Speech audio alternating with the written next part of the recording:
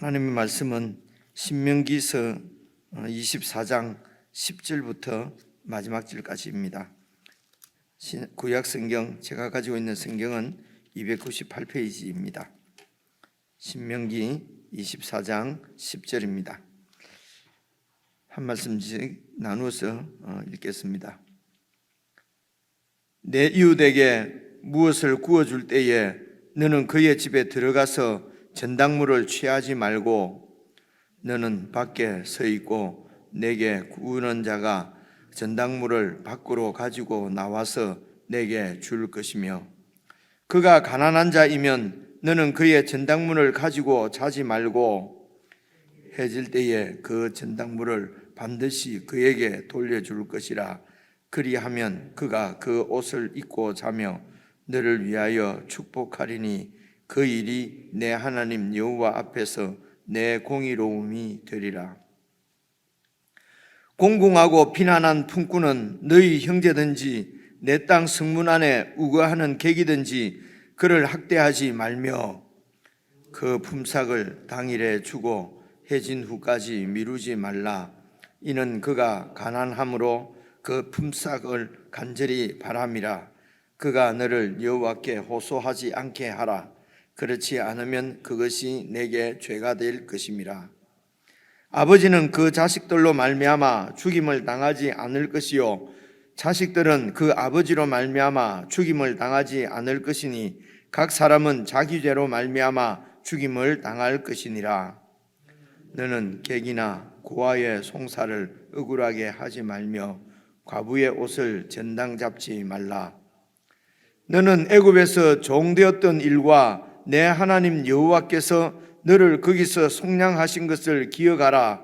이러므로 내가 내게 이 일을 행하라 명령하노라. 내가 밭에서 곡식을 벨 때에 그 한 뭇을 밭에 잊어버렸거든 다시 가서 가져오지 말고 나그네와 고아와 과부를 위하여 남겨두라. 그리하면 내 하나님 여호와께서 내 손으로 하는 모든 일에 복을 내리시리라.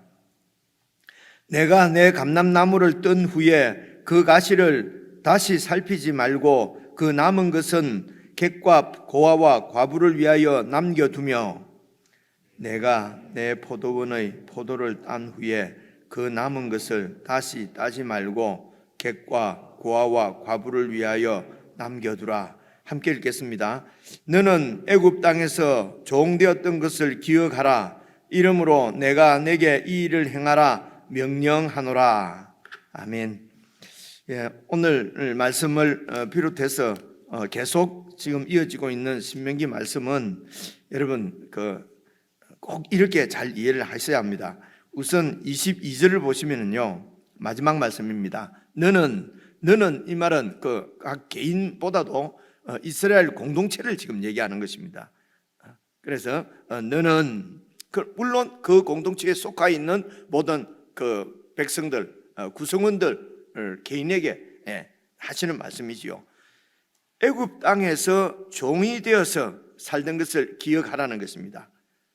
이러므로 네가 애굽 땅에서 종되었던 것을 기억하라. 이러므로 내가 지금 너에게 이 신명기 말씀을 지금 행하라라고 명령한다는 것입니다. 행하라고, 그죠? 하나님의 명령입니다. 일단 우리가 하나님의 명령 이러면은 부담스럽습니다. 그 명령을 내가 지킬 수 있을까? 이제 이런 선한 마음도 있고요.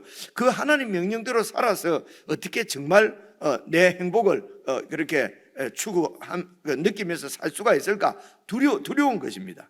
그죠? 그래서 하나님의 명령, 하나님의 율법, 하나님의 어떤 언약의 말씀 이러면은 이제 부담부터 오는데요. 그래 오늘 말씀을 잘 이해를 해서 그것이 부담이 아니고 우리의 소망이고 또 우리의 정체성이고 그게 우리의 뭐라고 그러죠? 원래 그렇게 살아가는 것이 사실은 편하고 이런 제가 뒤에 이렇게 말씀드린 대로 여러분 이게 정말 하나님께서 우리에게 주신 것은 그런 불안이나 두려움이 아니라 평안이거든요. 그래서 이 하나님께서 이런 그 백성들에게 이런 말씀을 주시는 그런 이유, 하나님의 뜻 이런 것들이 잘 깨달아지셔서 우리 그 사고나 우리의 마음이나 우리의 가치나 이런 것들이 정말 말씀으로 여러분 이렇게 변화되는 것이 여러분 그게 신앙이고 그게 신앙의 성숙이고 그게 우리의 기쁨이 됩니다. 이제 미리 이제 그렇게 말씀을 드리는데요. 저 위에 올라가면은 18절도 한번 봐보십시오. 18절 보시면은 너는 애굽에서 종되었던 일과 그리고 네 하나님 여호와께서 너를 그 종에서 속량하셔서 그리고 이제 가나안 땅에 들어가서는 종이 아니라 하나님의 백성, 바로의 종, 사탄의 종, 세상의 종, 내 욕심의 종이 아니라 하나님의 백성으로 가나안 땅에 들어가서 살게 될 것이라 말입니다. 그래서 하나님의 백성으로 살 때는 이제 이렇게 내가 명령하는 대로 이렇게 살아야 된다는 것입니다. 이게 행복이고 이게 하나님 나라를 세우시려고 하는 하나님의 뜻이라는 것이죠. 그래서 18절 계속 보시면요, 이러므로 내가 네게 이 일을 행하라 명령하노라.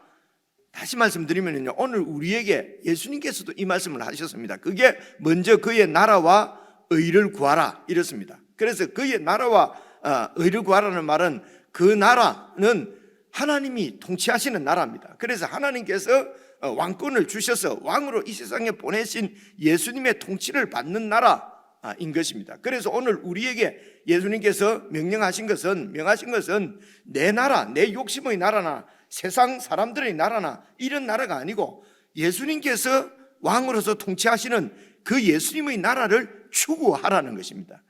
그래서 구하라는 말은요, 이것 주세요, 저것 주세요, 이렇게 해주세요. 그 어떤 무슨 일을 얘기하는 것이 아니고요. 어느나 여러 가지로 살펴보면요, 구한다는 말은 추구한다는 말입니다. 어떤 추구한다 하고 구한다 결국은 같은 말인데도 여러분 우리가 조금만 더 생각해 보면은 좀 결이 완전히 다른 말인 것을 이해할 수 있지 않습니까? 그죠? 그래서 그냥 제 생각에 그의 나라와 의를 추구하라 이러면은 좀 더 맞지 않을까? 그러면 또 추구한다는 말은 어쩌면은 또 좀 더 의미가 축소될 수가 있으니까 이제 구하라. 그래서 추구하는 것입니다. 그 하늘나라를 추구하면서 그 하늘나라 안에서 모든 것을 구하라는 것입니다. 그렇죠? 여러분 이렇게 이해 안 하시면요, 이 말씀이 6장 20 몇 절 6장에 나오는데요, 바로 그 앞에 이제 6장 내용은 무엇을 먹을까 마실까 입을까 이런 것은 구하지 마라 그렇게 하고요, 바로 그리고 그의 나라와 의를 구하라 그러고 여러분 아시는 대로 마태복음 7장에 딱 들어가면요, 아무거나 구하라 구하는 대로 다 주신다 이러거든요. 이러니까 7장만 보면은요, 보고는 별 내 욕심대로 다 구하라는 것처럼 이해를 하거든요.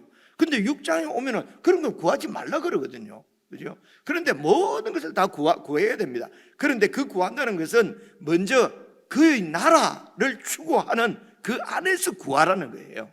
그죠? 그리고 그의 의를 구하라. 이 의는 의로움입니다.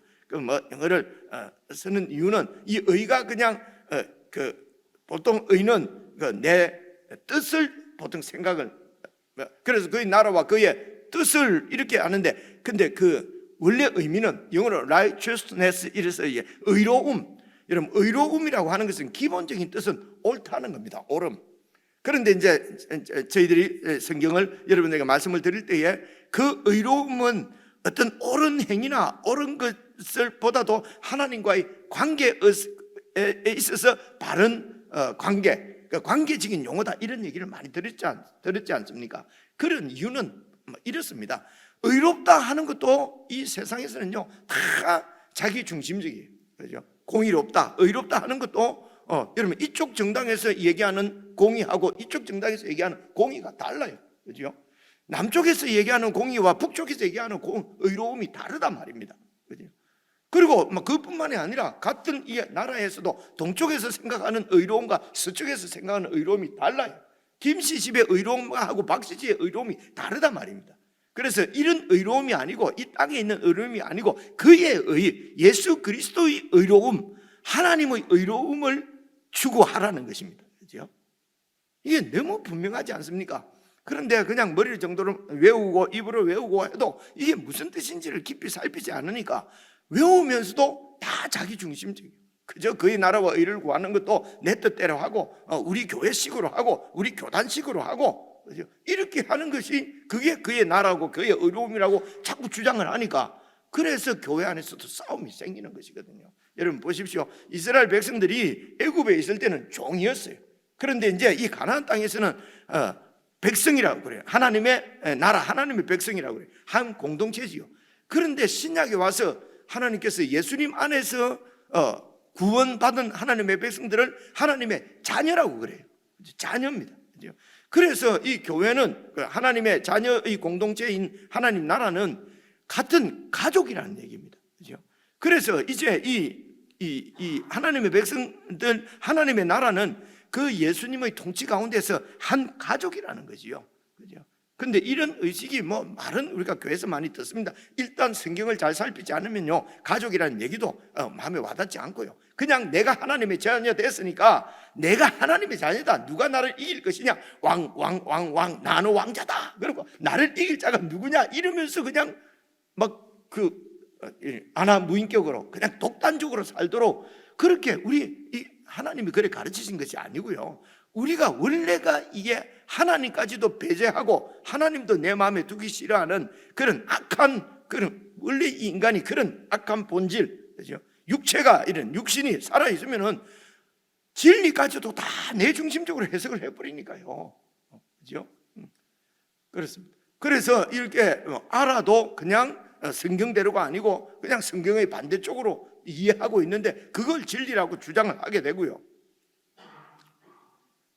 그래서 성경을 아예 하나님의 자녀다 주장하면서 성경을 아예 모르든가 알아도 자기 중심적으로 해석을 하든가 이렇게 하니까 이게 교회의 그 영광스러움, 아름다움이 세상 가운데 소위 하나님께 영광을 돌리지 못하고 욕을 돌리는 그런 결과가 나온다 말입니다. 그래서 예수님께서 우리에게 말씀하신 그의 나라는 내가 중심이 되는, 그래서 내가 왕노릇하는 내 주장을 관철시키고 내가 그냥 그 중심에 서고, 그죠? 그 교회 안에서도 내가 그냥 장로 안 되면 목사 해버리지. 장로는 뽑아줘야 되면 교인들이 인정을 안 해주면 안 되지만 목사는 어디 가서 요새는 단기로 그냥 한 6개월만 하면 목사도 된다 하니까, 그죠? 여러분, 이런 것이 제가 말로 너무 노골적으로 표현을 해서 그렇지요. 우리 마음에 그런 게 있습니다. 교회에서도 지도자를 세운다 그러면 내가 해야 되겠다. 일단 내가 해야 되겠다고 마음이 팍 들면 나는 아니구나 생각하는 게 빨라요. 그죠? 그래, 내 중심적인 나라가 아니고, 그죠? 예수 그리스도께서 왕이 돼서 통치하고 나는 십자가에 죽고, 그래서 갈라디아서 2장 20절 갑자기 생각이 안 나요. 그죠? 내가 그리스도와 함께 죽었으니 이제는 내가 사는 것이 아니요 내가 죽었다. 그래서 예수님의 통치가 이루어지는 것이거든요. 그런 나라를 추구하라는 것입니다. 그리고 그분의 오름이 무엇인지를 추구하라는 것입니다. 어떻게 그분의 오름, 그 나라의 오름이 어떻게 해서 드러납니까? 성경을 통하지 않고는 알 수가 없어요. 그래서 성경을 잘 연구한다는 것은 마음이 겸손하지 않으면요, 여러분 성경 공부 못합니다. 마음이 겸손하지 않으면, 겸비하지 않으면요, 다시 말해서 내가 내 뜻이 다 내려놓고 그의 나라와 의를 추구하는 이런 기본적인 이게 구원이거든요. 그래서 구원을 받지 못하면 이런 기본적인 우리의 자세가 없으면 하나님 말씀이 안 들려요. 이해가 오시죠, 그죠? 자, 그렇게 생각을 하고 구약에 있는 하나님의 나라, 그 이스라엘 백성들에게 하나님이 명령하시는 것이 어떤 것인지, 여러분 우리가 배울 것은 그 정신입니다. 그 자비입니다. 한마디로 말하면요, 애굽의 통치, 세상의 통치는 죄와 사망이 통치하는 것입니다. 그죠? 힘과 무력으로 세워지는 나라입니다. 하나님의 나라는요, 은혜와 사랑이 통치하는 나라가요, 자비로, 그죠? 배려로 이렇게 세워지는 나라가 그게 하나님의 나라예요. 이게 완전히 달라요. 그래서 이제 오늘 봐보십시오. 10절. 내 이웃에게, 이 이웃은 신약에서는 형제입니다. 바로 그 하나님 나라의 백성입니다. 물론 이것이 확장되어져서 안 믿는 사람에게도 우리가 그렇게 나타나야 돼요. 그래서 안 믿는 사람이 구원을 받죠. 그래야 아브라함의 그 자손들의 공동체를 통해서 모든 민족과 열방이 복을 받게 하겠다. 이 말은 결국은 이 하나님 나라의 그 나라 공동체 구성원들의 그런 성품이나 그런 성향을 보고 다른 민족도 다 예수를 믿기 때문에 결국은 이것은 이웃에게도 이웃이 확장되어져서 믿지 않는 사람들까지도 다 우리가 이웃으로 이렇게 이 말씀들을 해야 되지만은 1차적으로는 그 공동체가 이렇게 살아서 완전히 세상과는 다른 나라로 세워져야 된다는 것입니다. 그래서 이스라엘 백성들에게 어제 말씀처럼 너희들끼리는 이렇게 돈을 빌려주고 이자를 받지 말아야 된다. 그러나 타국인에게는 받아도 된다. 어제 말씀 그렇게 됐잖아요. 그죠? 아니 무슨 안 믿는 사람한테는 그럼 그러지 말고 믿는 사람한테만 우리끼리만 막 하라는 말이냐? 우리끼리 밖에 그래서 세상에 나가서는 그렇게 안 하니까 세상으로부터 교회가 막 이렇게 욕을 먹는 거 아니냐? 여러분 맞습니다. 맞는데 말입니다. 그런데 교회에 대한 지금 인식이 아주 이기적이고 맨날 교인들의 말에 치고받고 싸우고 말이야 막 욕을 하면서 세상이 이러는 가운데서 어떻게 여러분 세상을 저들끼리는 싸우면서 선교한다고 선교지 나가가지고 여러분 그 선교 비선교지 거기에 가서 막 도와주고 하는 것이 그런 예수님 안에서 그런 사랑을 전하는 것이 아니고요. 돈이면 다 된다. 너희들 이런 미개한 데서 빨리 깨어나 가지고 그 잘 사는 나라가 돼야 그렇게 되는 것이 무슨 선교인 것처럼. 말을 빨리 해서 여러분 이해하시는지 모르겠습니다. 여러분 그래서 이 공동체 안에서 하나의 나라의 공동체 안에서 내가 죽고 그렇게 해서 하나님이 다스리시는 평화와 그런 사랑의 공동체를 경험하지 못하면은요 선교사로 나가서도 안 돼요.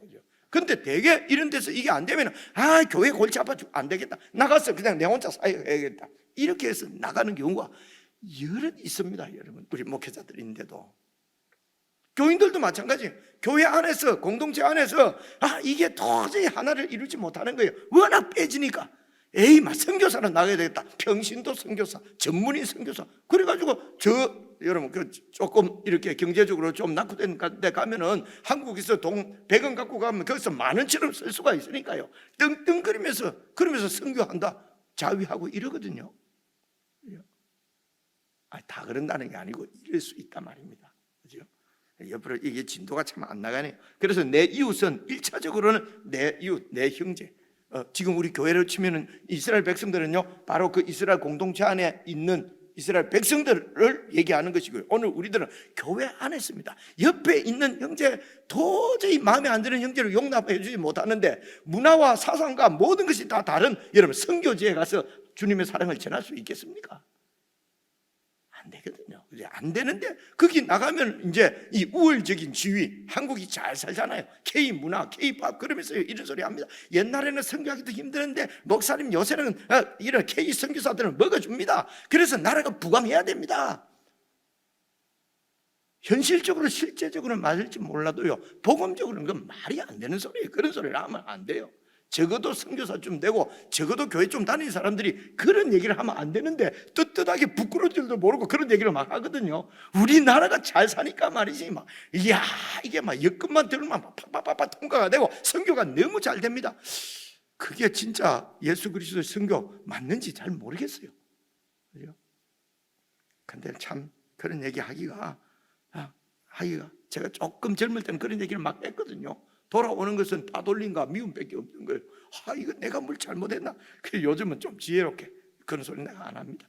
안 하면서 그냥 이렇게 기회가 공식적으로 기회가 올 때가 있어요. 그러면 제가 좀 보십시오. 그래서 내 이웃에게 무엇을 구워줄 때에 어제 말씀하신 네 형제에게 이렇게 이 말씀이 구워줄 때에 너는 그의 집에 들어가서 전당물을 취하지 말고 그래 뭐 돈을 구워주거나 이러면 이제 전당을 잡아야 되지 않습니까? 그죠? 그러니까 전당을 잡으러 들어갈 때도 그 집 안으로 들어가지 말고 가난한 사람이니까 돈을 빌리지 않겠어요? 그럼 가난한 사람은 무시합니다. 세상 나라는요. 그래서 들어가고 내놔 전당을 잡아야지.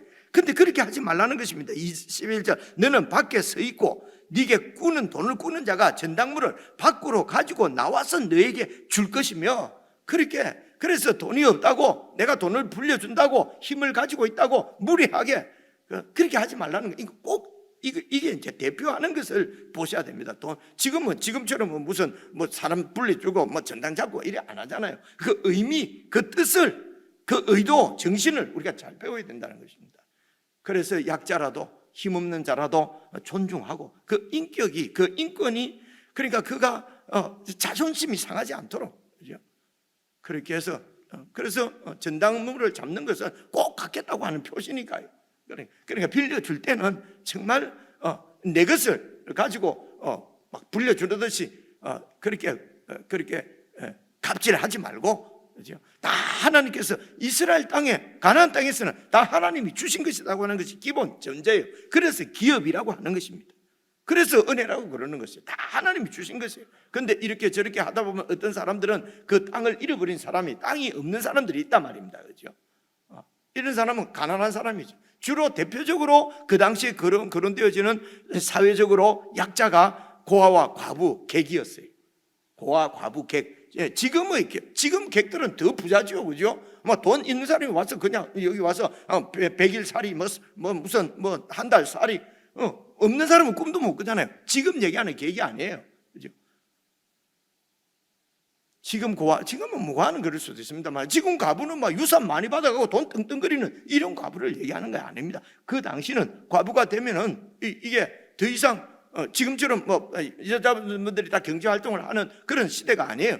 그 여자를 중심으로가 아니고 남자와 아들과 가족 구성원들은요, 종들하고 비슷하게 그냥 그 남자에게 딸려있는 가부장적인 사회예요. 지금부터 3,500년 전이라니까요. 그런 가부장적인 사회 가운데서 세상은 다 그래요. 그런데 이 하나님 나라는 그렇게 해서는 안 된다는 것입니다. 그렇죠?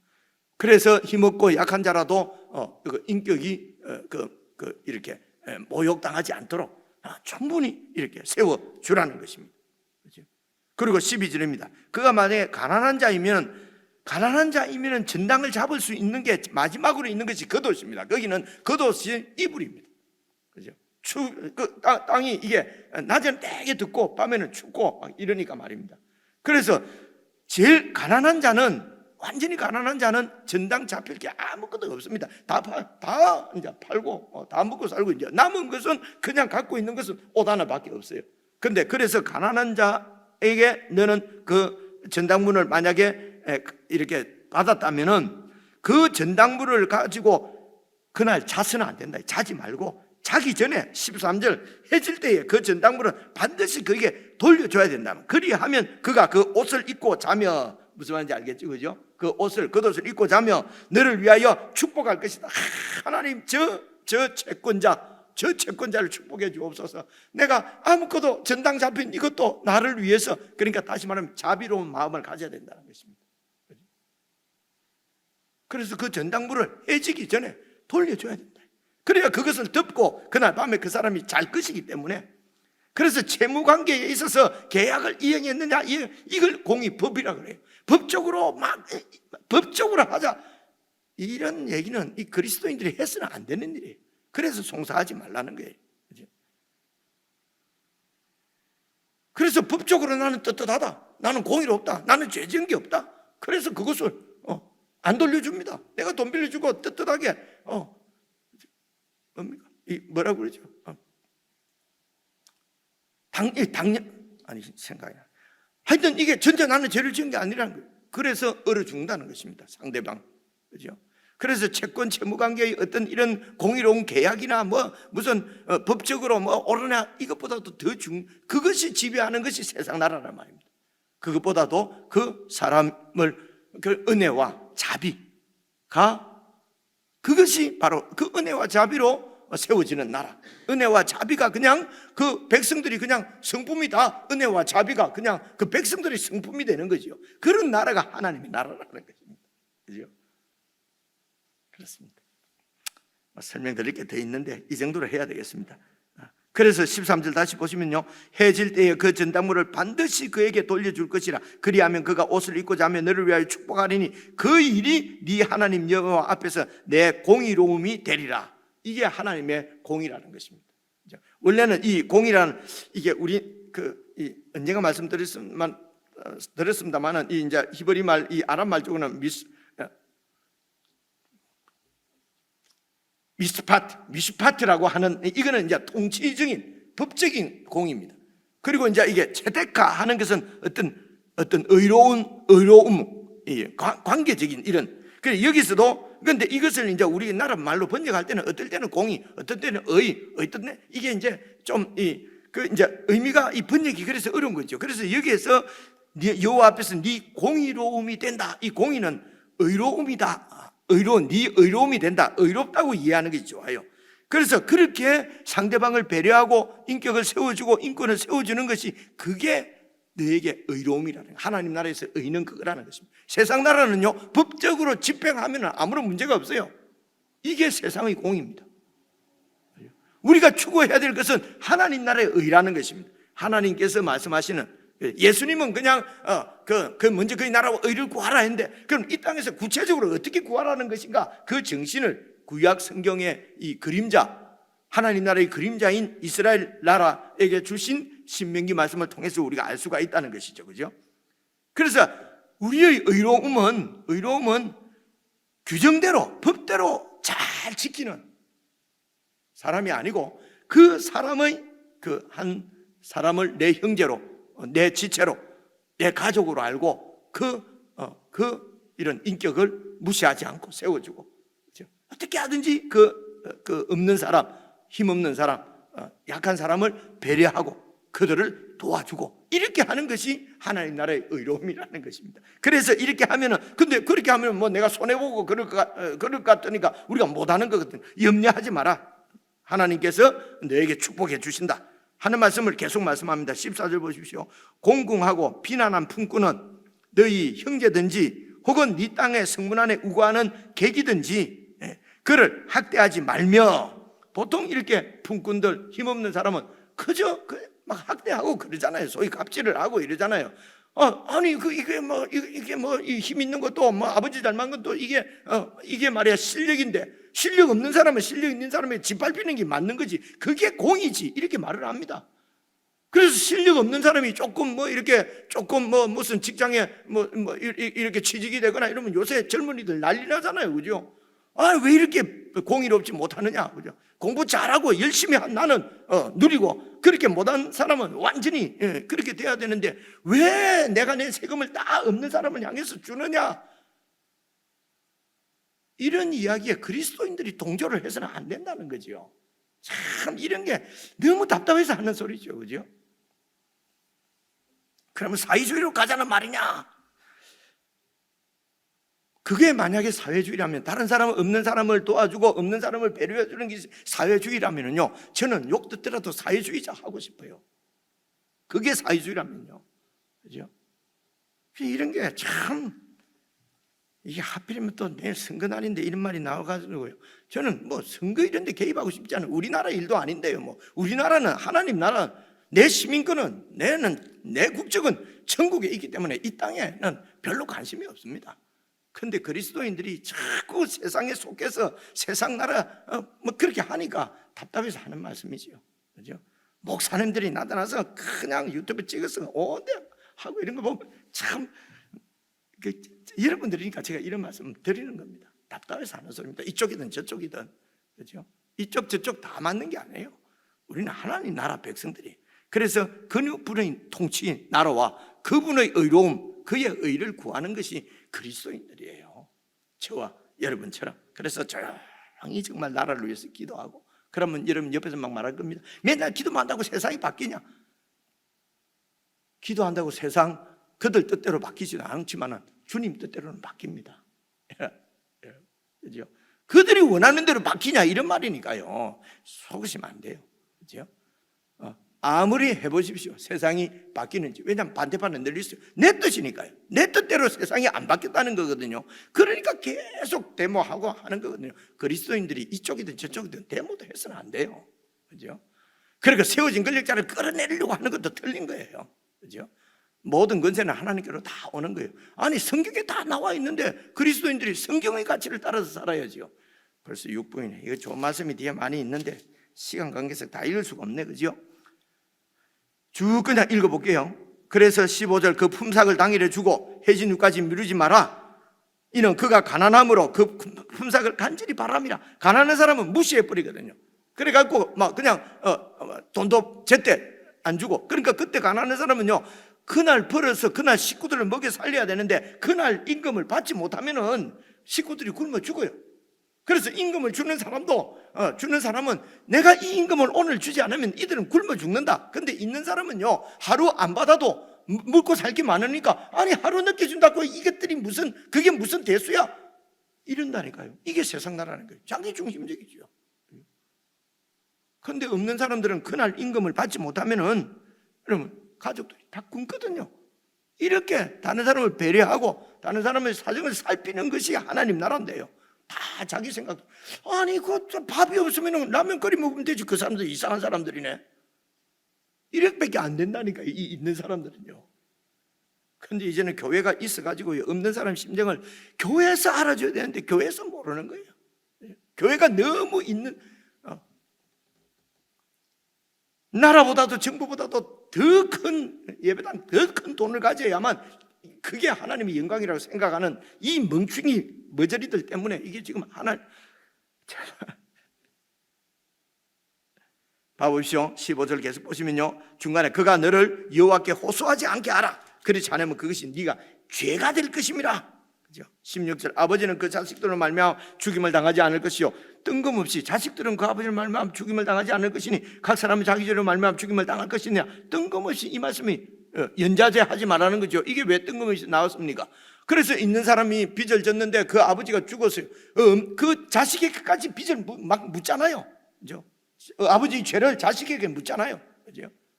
이게 당연한 겁니다. 근데 연자제하지 말라는 것입니다. 아버지가 못 갚아서 죄를 지었으면 아버지가 죽는 것이지 아들하고는 관계없이 하라는 겁니다. 이게 하나님 나라예요. 다르잖아요. 그죠? 근데 세상은 뭡니까? 막 아버지가 죽으면 아들에게서 막 부인에게서 막 철저하게 모든 거 내 권리는 다 뺏어야 되지 않습니까? 그게 정당한 거예요. 그렇게 안 하면 저 없는 것들은 말이야 버릇이 나빠져요. 그죠? 그래서 배려해 주면 말이지 권리인 줄 알아. 절대로 그렇게 해서는 안 돼. 두드리 잡아야 이게 막 이런 얘기를 갖다가 어떻게 그리스도인들이 목사가 장로가 집사가 이런 얘기를 하는지 섬뜩섬뜩하다니까요. 그죠? 그 다음 절 보시죠. 17절 그래서 너는 객이나 고아나 고아의 송사를 억울하게 하지 마라. 객이나 고아가 아무런 힘이 없는 약자들이거든요. 변호사도 하나 구할 수가 없으니까요, 세상에서는 무조건 지게 돼 있어요. 그죠? 근데 그 법적으로 그렇게 됐다고 자꾸 그리스도인들까지 법적으로 진짜 나쁜 놈들이지 않냐, 판사가 판결했지 않냐, 이런 소리 들으면요 저는 머리가 돌아버리려고 그럽니다. 그리스도인들이 이런 소리 하면 세상 사람은 그렇게 하는 거죠. 19절입니다. 네가 밭에서 곡식을 벨 때에 추수할 때에 한 무슬 한 다발을 잊어버리고 밭에 잊어버리고 다시 오면 가서 다시 챙겨와야 되는데 다시 가지러 가지 마라. 나그네와 과부와 고아와 과부를 위해서 남겨두라. 사회적인 약자를 위해서 남겨두라는 것입니다. 그죠? 세금을 많이 내라는 것입니다. 그죠? 지금으로 치면요. 근데 어떻게 하든지 적게 내고, 그죠? 세금 도둑이다. 내 세금 다 빼간다. 막. 그리하면 네 하나님 여호와께서 네 손하는 모든 일에 복을 내리시리라. 그렇게 하면은 고아와 과부와 나그네들, 사회적 약자들을 위해서 많이 베풀고 섬기면은 하나님께서 네 일에 복을 내린다. 20절 네가 네 감람나무를 뜬 후에 나무 열매를 뜬 후에 그 가지를 또 안 떨어진 게 있나 없나 다시 살피지 말고 그냥 그렇게 막 다 내 거 챙겨가고 싹쓸이 오지 말고 그냥 많이 좀 남겨두라는 것입니다. 여러분 룻 이야기 보아서 룻 얘기 생각나시죠? 그죠? 그래서 고아와 과부를 위하여서 남겨두며 조금 덜 챙기고 조금 더 그렇게 나누라는 것입니다. 어리숙하게 살아라는 겁니다. 그래서 21절 네가 네 포도원의 포도를 딴 후에 그 남은 것을 다시 따지 말고 그냥 객과 고아와 과부를 위해서 남겨두라. 여러분 다시 읽으시면서 잘 묵상하셔서 우리가 얼마나 영광스러운 존재인지, 이게 하나님 나라 백성으로서 주님 오실 때까지 우리가 이 땅에 살아가야 될, 그래서 사랑과 자비와 은혜가 통치하는 나라를 우리는 살고 있다는 것입니다. 이 말씀이 그냥 아주 실감나게 우리 가운데 와닿는 그런 묵상의 시간이 되었으면 좋겠습니다. 개인적으로 묵상하십시오.